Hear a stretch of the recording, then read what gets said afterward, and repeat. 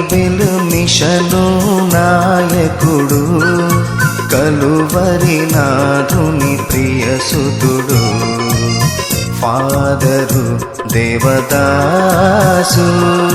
Bible mission నాయకుడు, Calvary నాథుని ప్రియసుతుడు, ఫాదరు దేవదాసు.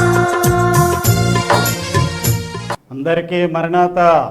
ప్రభునందు ప్రియమైన దేవుని పిల్లలారా, ప్రభు అయిన యేసుక్రీస్తు నామం పేరిట నేటి పరిశుద్ధ ఆదివారపు దీవెనలు శుభములు మీకెల్లరికూ కలుగునుగాక. ఆమేన్. అందరికీ మరణాత. ప్రియమైన దేవుని పిల్లలారా, పరిశుద్ధ గ్రంథములో నుండి దేవుని వాక్యమును చదువుకొని ప్రార్థన చేసుకొని వాక్యం మనం ధ్యానం చేసుకుందాం. అపోస్తుడైన పౌలు గారు రోమిలకు రాసిన పత్రిక 10వ అధ్యాయము 17వ వచనం మనం చదువుకుందాం. కాగా వినుట వలన విశ్వాసము కలుగును, వినుట క్రీస్తుని గూర్చిన మాట వలన కలుగును.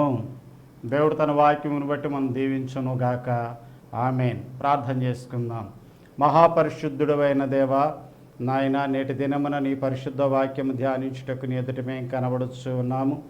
మా అందరి శరీర ప్రాణాత్మలో మీ స్వాధీనమందు ఉంచుకొని నీ పరిశుద్ధాత్మ చేత మమ్మల్ని నింపి మా ప్రభువా, నీ వాక్యములో ఉన్న సంగతులను నీ పరిశుద్ధాత్మ ద్వారా మాకు వివరించి నీ మహిమ రాకడికి మమ్మల్ని సిద్ధం చేసుకొని మహిమనందుకొనమని మీరే మాతో మాట్లాడమని వాక్యమైన యేసు నామములో ప్రార్థన చేయుచున్నాం పరమ తండ్రి. ఆమేన్. అందరికీ మరణాత. కూడి వచ్చిన దేవుని పిల్లలారా, రెండవ రాకడలో త్వరగా వరుడుగా వచ్చుచున్నటువంటి ప్రభు ఆయన యొక్క దివ్య లక్షణముల చేత మనలను వధువుగా అలంకరించి మహిమ మేఘమెక్కించుకొనుగాక. ఆమేన్. అందరికీ మరణాత. ప్రియమైన దేవుని పిల్లలారా, పరిశుద్ధ గ్రంథములో నుండి మనము చదువుకొని ఉన్నటువంటి వాక్య భాగమయ్యున్న మరి రోమీయులకు రాసిన పత్రిక 10వ అధ్యాయము 17వ వచనమును మనం ధ్యానం చేసుకొనబోతూ ఉన్నాం. దీని యందు మనము చూసినట్లయితే, వినుట వలన విశ్వాసము కలుగును, వినుట క్రీస్తును గూర్చిన మాట వలన కలుగును అని పౌలు గారు మరి ప్రభువును గూర్చినటువంటి విషయము, మరి విశ్వాసమును గూర్చినటువంటి విషయము, ప్రభు యొక్క రాజ్యమునకు సిద్ధపడటానికి అవసరమైనటువంటి వాటి సంగతులను ఆయన వివరిస్తూ చెప్పినటువంటి మాటను మన ఆధ్యాత్మిక జీవితం నిమిత్తమై నేటి దినమున మరి ధ్యానం చేయబోతూ ఉన్నాం. ప్రియులారా, మనం జాగ్రత్తగా గమనించినట్లయితే ఈ నెలలో మరి బైబిల్ పండుగ ఉన్నది గనుక మరి డాక్టర్ మార్టిన్ లూథర్ గారు మరి ప్రపంచం యావత్తుకు బైబిల్ అందించడానికి మూల కారకుడు అయి ఉన్నారు కనుక మరి దిద్దుబాటు పండుగ అని, రిఫర్మేషన్ పండుగ అని, మత సంస్కరణ దినము అని మరి మనం ఈ రీతిగా బైబిల్ను గూర్చినటువంటి దైవ వాక్కులను గూర్చినటువంటి విషయములను జ్ఞాపకం చేసుకుంటూ ఆ మహానుభావుని మనము మరి జ్ఞాపకం చేసుకుంటూ దేవుని మనం స్తుతించే వారంగా ఉంటూ ఉన్నాం. ప్రియ దేవుని పిల్లలారా, అటు దేవుని వాక్యము మానవాళికి ఎంత అవసరమై ఉన్నదో మరి నేటి దినములో అందరికీ స్పష్టంగా తెలుస్తూనే ఉన్నది, గ్రహించుకోగలుగుతూ ఉన్నాం. అందుకే సువార్త విస్తారంగా ప్రకటించే వారంగా ఉంటున్నాం, విస్తారంగా సువార్తను వినేవారంగా ఉంటున్నాము, విస్తారంగా సువార్త యొక్క సత్యమును అర్థం చేసుకునే వారంగా ఉంటూ ఉన్నాం. నేనేమంటూ ఉన్నాను అంటే, పౌలు గారు చెప్పినటువంటి మాటలో ఉన్న సంగతులను కూడా మనము ధ్యానించి గ్రహించుకొని వాటి ద్వారా కలిగేటువంటి మేలును మనము రాకడ సిద్ధబాటు కొరకు సంపాదించుకొనవలసిన వారమై ఉన్నాము అంటున్నాను నేను. కాబట్టి పౌలు గారు ఏమంటూ ఉన్నారంటే, వినుట వలన విశ్వాసము కలుగును. ఈ వినేది క్రీస్తును గూర్చిన మాట వలన కలుగుతుంది. అంటే యేసుక్రీస్తు ప్రభువారిని గురించి మనం వినినప్పుడు వినుట వలన విశ్వాసం మనము కలుగుట ద్వారా తద్వారా మనము కొన్ని క్రియలను జరిగించేవారం కాగలుగుతాము. దాన్ని బట్టి దేవునికి యోగ్యమైన జీవితం గడుపుటను బట్టి దైవరాజ్యంలోనికి చేరేవారం కాగలుగుతాం. కాబట్టి మనం వినాలి, విశ్వాసం సంపాదించుకోవాలి, విశ్వాసం ద్వారా మరి నీతి క్రియలను జరిగించే వారంగా ఉండాలి అనేటువంటిది వాక్యం యొక్క సారమై ఉన్నది. సరే, మనం కొంచెం మూలముల్లోనికి వెళదాము అనే ఉద్దేశంతో కొన్ని ఉదాహరణలను కూడా తీసుకున్నట చేయుచూ ఉన్నాను. అదేమిటి అనంటే, మానవ జీవితము అనేటువంటిది మరి వినుటతోనే ప్రారంభమవుతుంది అనేది మనం గ్రహించుకోవాలి. తల్లి మాట పసిబిడ్డ వినినప్పుడు విశ్వాసము తల్లి పట్ల కనబర్చేవారుగా ఉండి ఆ తల్లి మాటకు స్పందించి కొన్ని క్రియలను వారి యొక్క మరి ఆ దేహము ద్వారా జరిగించేవారుగా ఉంటూ ఉంటారు.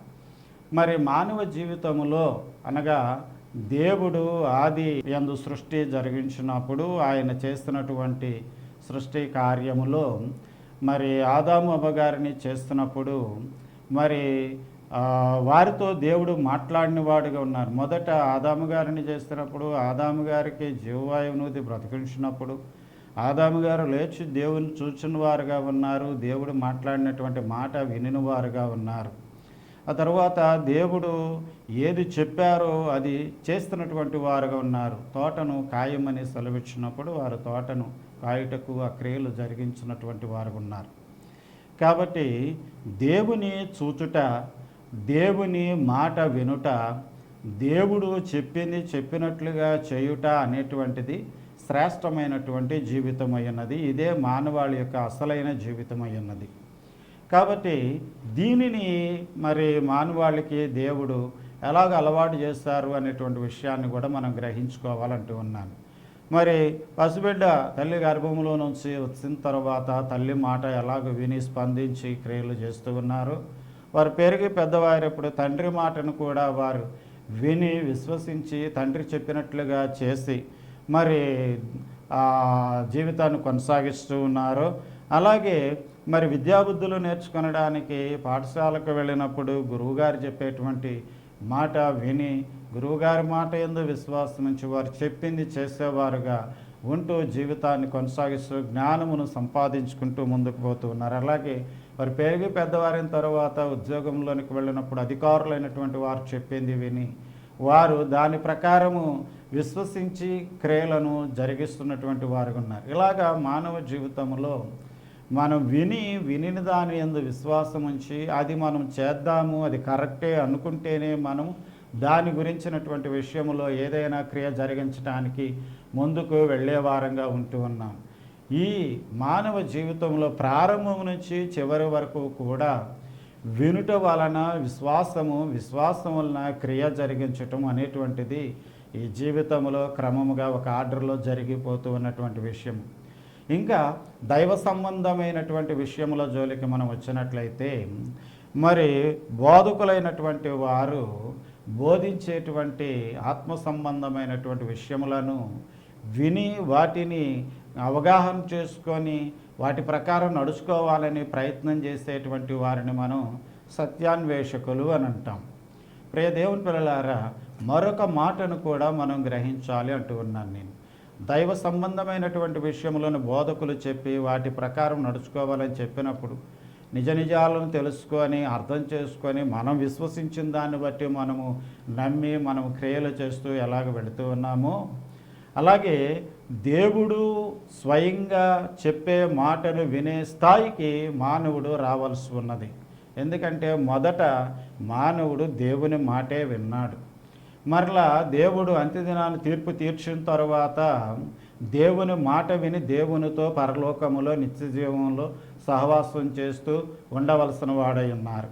కాబట్టి మొదట కానీ చివర కానీ దేవుని మాటే వినవలసినటువంటి వారమై ఉన్నాం. దేవుడు చెప్పింది చేయవలసినటువంటి వారమై ఉన్నాం. కాబట్టి ఈ సత్యాన్వేషణ కొంచెము ముందుకు వెళ్ళి ఫలించేదిగా ఉండాలి. అప్పుడు ఏమవుతుంది అనంటే దేవుని మాట వినే స్థాయికి రాగలుగుతాము. మనం బోధకుని మాట విని ఎలాగ సత్యాన్ని తెలుసుకొని నడుచుకుంటూ ఉన్నామో దేవుని మాట విని దేవుడు చెప్పింది చేసి దేవుని యొక్క చిత్తము నెరవేర్చేటువంటి జీవితము కూడా మనం జీవించే వారం కాగలగాలి. దాని నిమిత్తమే అన్ని మతములు రకరకములైనటువంటి సిద్ధాంతములను బోధిస్తూ ఉన్నవి. పరిశుద్ధ గ్రంథము బైబిలు మరి మనకు బోధిస్తున్నటువంటి అనేక సిద్ధాంతాల్లో ఒకటి ఏమిటి అనంటే, దేవుడు దేవదాసయ్య గారికి బయలుపరిచినటువంటి ఒకటి ఏమిటి అనంటే, దేవుడు దేవదాసయ్య గారికి బయలుపరిచినటువంటి బైబిల్ మిషన్ యొక్క మూల సిద్ధాంతము ఆయన మీతో చెప్పునది చేయుడి అనేది. కాబట్టి దేవుడు మనతో మాట్లాడతారు, దేవుడు తన చిత్తాన్ని మనకు బయలుపరుస్తారు. అది దర్శనం ద్వారా కానీ స్వరము ద్వారా కానీ ఆయన మనకు తెలియజేస్తారు. మనము దేవుని యొక్క మాటను వినేవారంగా ఉండాలి, దాన్ని జరిగించే వారంగా ఉండాలి. ఆయన మీతో చెప్పినది చేయుడి అన్న సిద్ధాంతం పాటించే వారంగా ఉండాలి అనేటువంటి విషయాన్ని ఇప్పుడు మనము లోకమునకు బైబిల్ మిషన్ ద్వారా తెలియజేస్తున్నటువంటి వారమై ఉన్నాం. ఇప్పుడు ఇలాగ దేవుని మాట విని దేవుని మాట ప్రకారం చేసేటువంటి వారు దైవాన్వేషకులు అవుతున్నారు అంటున్నాను నేను. సత్యాన్వేషణ అనేది ఒక పువ్వు వంటిది అయితే అది కాలక్రమములో మరి ఒక కాయగా పండుగా ఎలా మారుతుందో అలాగే సత్యమును తెలుసుకున్నటువంటి మనిషి దేవుని మాట విని దేవుని మాట ప్రకారం జరిగించుట ద్వారా పరిశుద్ధ జీవితం కొనసాగించి నీతి ఫలము ఆత్మఫలము ఫలించేటువంటి ఒక పండులాగా, ఇప్పుడు పువ్వుగా ఉన్నటువంటిది పండుగ ఎలాగో మారుతుందో అలాగూ సత్యాన్వేషకులు దైవాన్వేషకులుగా మారేటువంటి స్థితి దేవుడు బైబిల్ మిషన్ ద్వారా ఇచ్చినటువంటి వారై ఉన్నారు. కాబట్టి ప్రియ దేవుని పిల్లలారా, మానవుని యొక్క జీవితము వినుట అనంటే దేవుని మాట వినుటయే అసలైన వినుట అని తెలుసుకోవాలంటున్నాను నేను. మనము దేవుని మాట వినకుండా లోకములో ఇప్పటి వరకు మనం చెప్పుకున్నటువంటి ఎవరి మాటలైనా విని జీవితమును కొనసాగించినా అది దైవరాజ్యములోనికి చేరడానికి అర్హతనిచ్చే జీవితము అవ్వదు. మనము దేవుని మాట విని దేవుని మాట ప్రకారము నడుచుకునేటువంటి వారమైతేనే మనము మోక్షము అనబడుతున్న దానిలోనికి, లేక పరలోక రాజ్యము అనబడుతున్న దానిలోనికి, లేక నిత్యజీవము అనబడుతున్న దానిలోనికి, లేక దైవరాజ్యము అనబడుతున్న దానిలోనికి మనం చేరగలుగుతాము. దేవునితో పాటు మనం జీవించగలుగుతాము.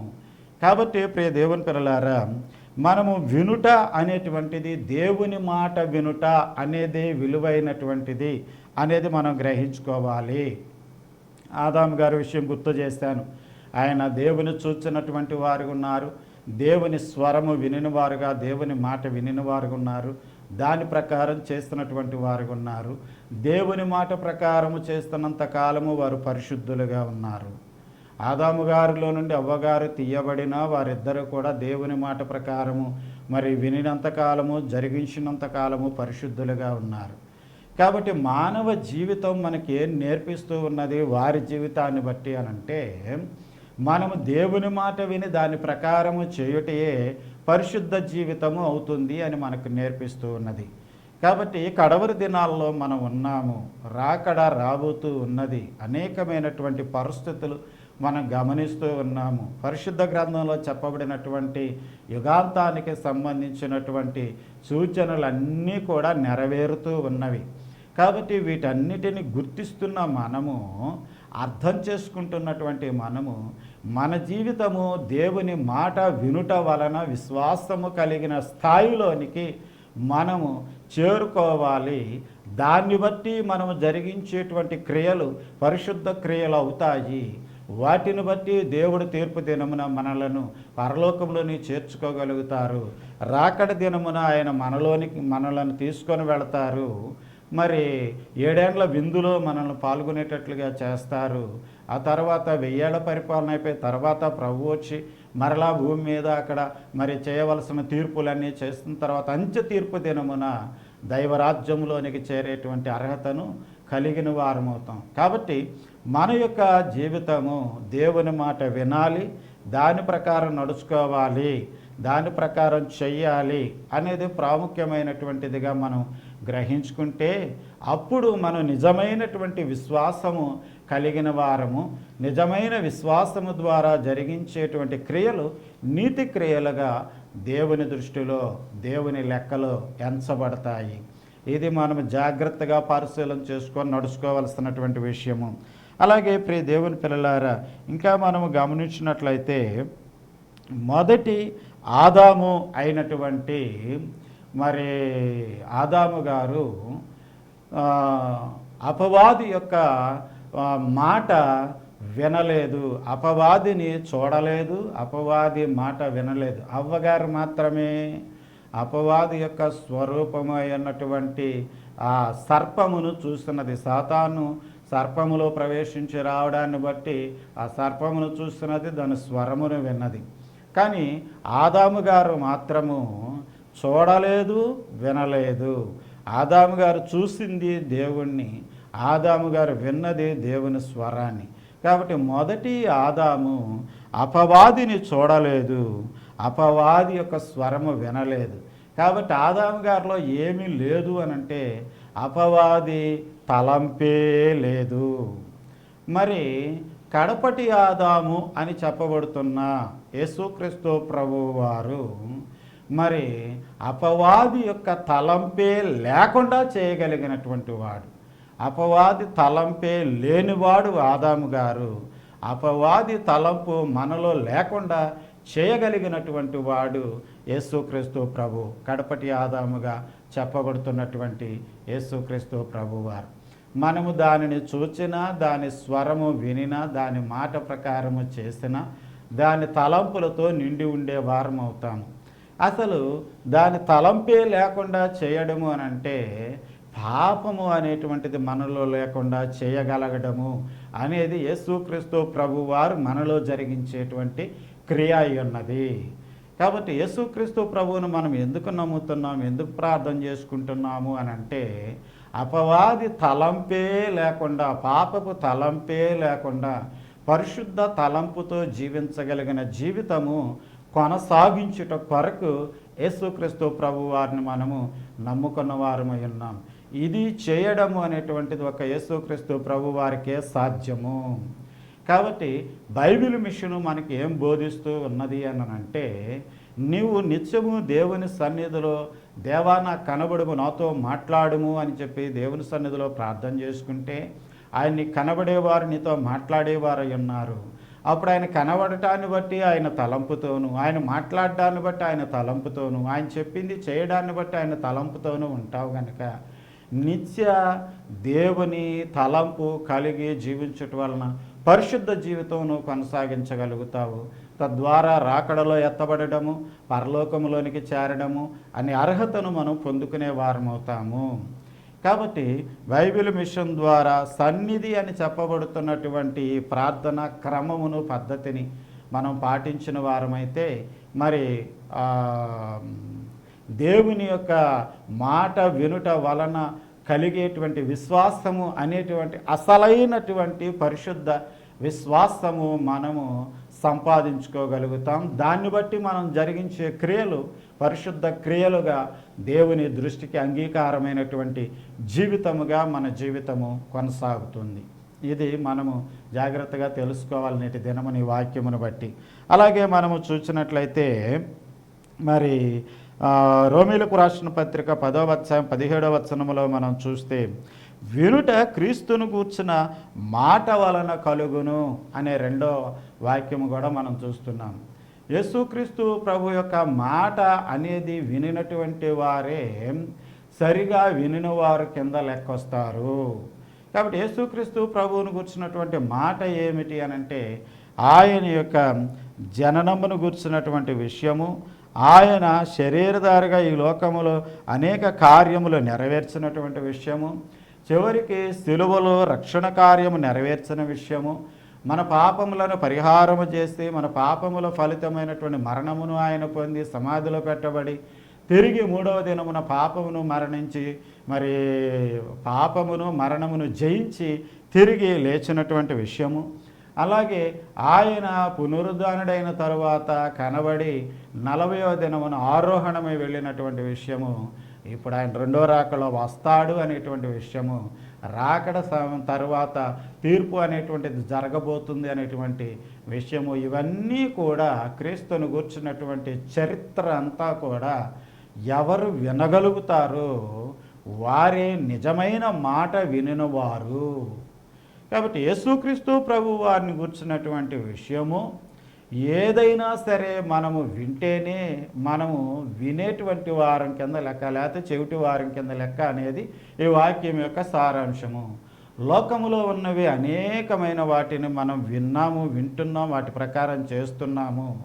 కానీ అది దైవరాజ్యములోనికి చేరే అర్హతను ఇవ్వదు. క్రీస్తును కూర్చున్నటువంటి విషయములు వినుట, క్రీస్తే స్వయముగా మాట్లాడితే దాని ప్రకారం మనం చేయుట అనేది దైవరాజ్యములోనికి మనల్ని చేర్చేటువంటి వినుట అనేటువంటి విషయము అయి ఉన్నది అని మనకి ఈ వాక్యం ద్వారా అర్థమవుతున్నది. కాబట్టి ప్రియ దేవుని పిల్లలారా, యేసుక్రీస్తు ప్రభు వారి యొక్క వాక్యం వినుట ఎంత గొప్ప విషయమో, స్వయముగా ఆయన స్వరముతో చెప్పేటువంటి విషయములను కూడా విని దాని ప్రకారం మనం నడుచుకొనుట అనేటువంటిది కూడా అంత ప్రాముఖ్యమైనటువంటి విషయము అని మనం గ్రహించుకోవాలంటున్నాను. ఇది బైబిల్ మిషన్ మనకు స్పష్టముగా బోధిస్తున్నటువంటి విషయము. మరి బైబిల్ మిషన్ మూల సిద్ధాంతములలో ప్రాముఖ్యమైనటువంటి సిద్ధాంతములను మీకు తెలియజేస్తూ ఉన్నాను. మరి తెలియని విషయములు దేవుణ్ణి అడిగి తెలుసుకోవాలి అనేటువంటిది. దేవుడు చెప్పింది మనం చేయాలంటే ఆయన మీతో చెప్పినది చేయుడి అనేటువంటి విషయము. అలాగే దేవుని సన్నిధిలో, దేవా నాకు కనబడము, నాతో మాట్లాడము, అందరికి కనబడము, అందరితో మాట్లాడము అని చెప్పి చేసేటువంటి ప్రార్థన ఒక నియమము, పద్ధతి అయి ఉన్నది. వీటన్నిటి యొక్క సారము ఏమిటి అని అంటే, మనము దేవుని మాట వినే క్రమములోనికి వస్తున్నాము, దేవుని మాట ప్రకారము జీవించేటువంటి జీవితములోనికి వస్తున్నాము. ఇదే మనము వినుట వలన విశ్వాసము కలిగి, విశ్వాసము ద్వారా క్రియలను జరిగించి దేవుని బిడలుగా, పరిశుద్ధులుగా జీవించేటువంటి స్థితిలోనికి మనలను నడిపిస్తూ ఉన్నది అనేటువంటి సంగతి స్పష్టంగా తెలియజేయబడుచు ఉన్నది. కాబట్టి బైబిల్ మిషన్ యొక్క బోధ మరి దైవరాజ్యములోనికి చేర్చేటువంటి పరిశుద్ధమైన బోధ అనేటువంటిది మనం గ్రహించుకోవాలి, పాటించాలి అనే విషయాన్ని తెలియజేస్తున్నాను. ప్రియ దేవుని పిల్లలారా, దీనిలో మరొక విషయమును మనము తీసుకొని రాబోతున్నాం. కొంచెం మనం ముందుకు వెళుతున్నాం అంటున్నాను. అదేమిటి అని అంటే, దేవుడు పలికినటువంటి మాట దేవోక్తి అనబడుతుంది. అంటే చూడండి, మరి సంఖ్యాకాండము 24వ అధ్యాయం 3వ వచనములో మనం చూస్తే దేవోక్తి అన్నటువంటి మాటకు దేవుడు పలికినటువంటి మాట అనేటువంటి విషయము, దేవ వాక్కులు అనేటువంటి విషయము అక్కడ మనం చూడగలుగుతాం. కాబట్టి దేవుడు ఏది మాట్లాడుతున్నాడో అది దేవోక్తి, దేవుని మాట అయ్యున్నది, దేవుడు మనకు తెలియపరచని విషయం అయ్యున్నది. కాబట్టి దేవుడు రకరకాలుగా దేవోక్తిని ఆయన తెలియపరిచినటువంటి వాడై ఉన్నాడు. రకరకాల విషయాలను గురించి తెలియజేస్తున్నటువంటి వాడుగా ఉన్నాడు.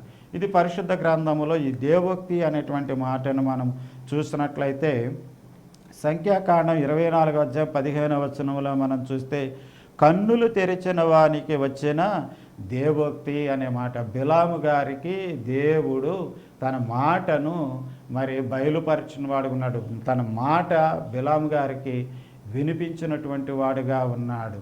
ఈయన కళ్ళు తెరిస్తే దేవుని మాట మరి చూసినటువంటి వాడిగా, విన్నటువంటి వాడిగా ఉన్నాడు అనేటువంటిది దాని భావం అయి ఉన్నది.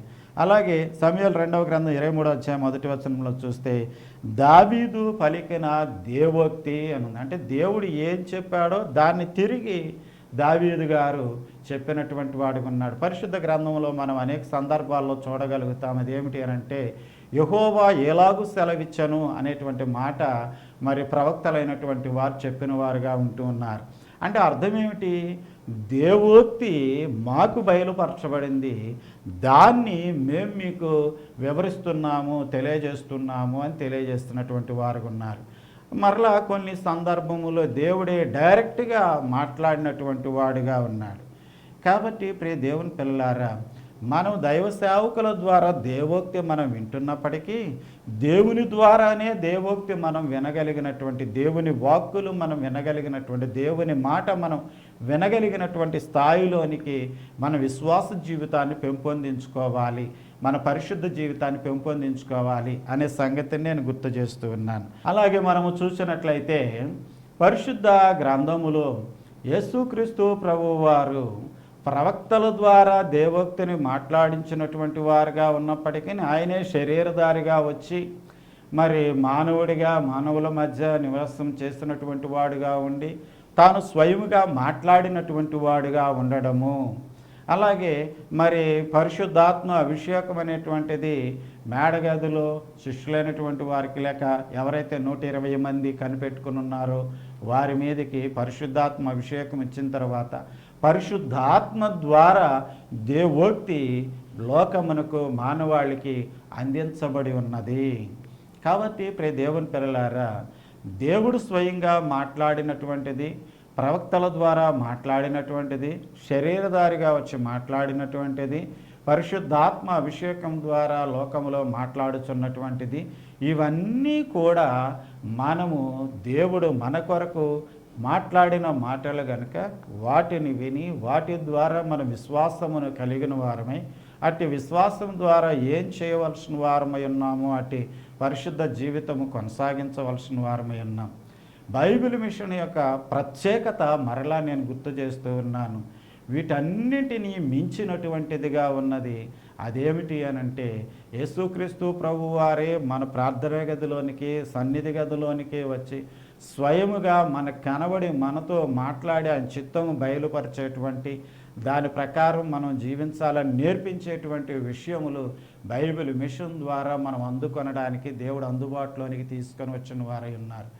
దీని కొరకు దైవజనులు కొన్ని క్రమములు, పద్ధతులు, శుద్ధి విషయాలు ఆయన తెలియపరిచినటువంటి వారు ఉన్నారు.